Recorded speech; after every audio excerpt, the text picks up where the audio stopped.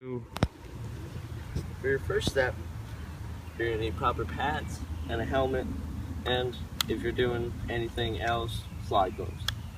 Those are the most important steps so you don't get hurt.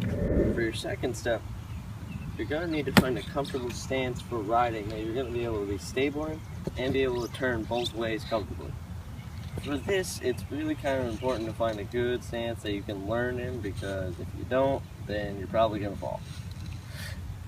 For your third step, you're going to want to learn how to push. And this is an important step because, you're not going to always be riding down a hill and you're not going to always have momentum that just naturally comes. So you need to get one foot on, which is preferably not the dominant foot, or if you ride goofy, it's opposite your dominant foot. You're going to want to put your foot on and push all the way through. And you put that other foot on securely and stably so you can get into your stance and have that comfortable riding and be able to not fall and die. So for pushing, you're probably going to do more than one push. So once you get a bunch of pushes going and you're going pretty quick but your foot's still kind of moving, you're going to want to turn this foot and put the other one on. Again, getting into that comfortable stance where you can ride and not die. So now, after you started pushing, you're on the board, you're riding, you want to have your knees bent pretty well, with able to stay on the board, not leaning too far back or too far forward, because then you can't stay on the board and you'll fall and you'll die. So you probably just want to keep a good centered stance, keep your knees bent, be stable, feel like the bumps, keep them, be your own kind of shock absorber. Yeah. Okay. So you're probably going to start moving eventually, and you're going to want to probably go faster. So to do this, you're going to want to do the opposite of putting your foot on. You turn it and put your foot on the ground and then start pushing. That'll give you more speed if you're coming to a flat part, or that'll give you more speed if you just want to go faster. Okay guys, now you're going quick, going pretty fast, not too fast. You start going down the hill, you're looking for an easy way to slow down, you're going to want to turn.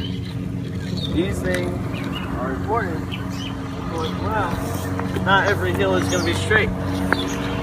So at the bottom of them, you're going to need to make a turn. And the only way you're going to do that is by turning. So when you're going on a longboard, it's different than a skateboard. Longboard, you can just lean in the direction you want. Apply pressure to your toes or to your heels. Depending on which way you ride, that'll turn you a certain direction. Okay. Like I said in turning, a quick way to slow down is carving, which is turning back and forth. What is it? Horizontally. Horizontal for your way of travel. And it's not a straight shot.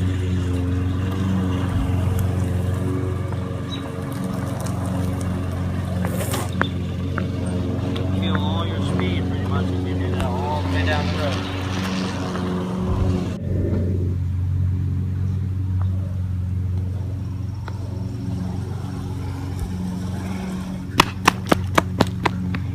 If you start going too fast for carving or anything doesn't work, you're going to want to know how to bail. And bailing is when you pretty much line up your feet as if you're going to take off a foot to push, but you're going to take that foot and make that the starting foot for running. And it's a good way to slow down because, well, you're no longer on the board and you're a lot stable running than you are riding if you're a beginner.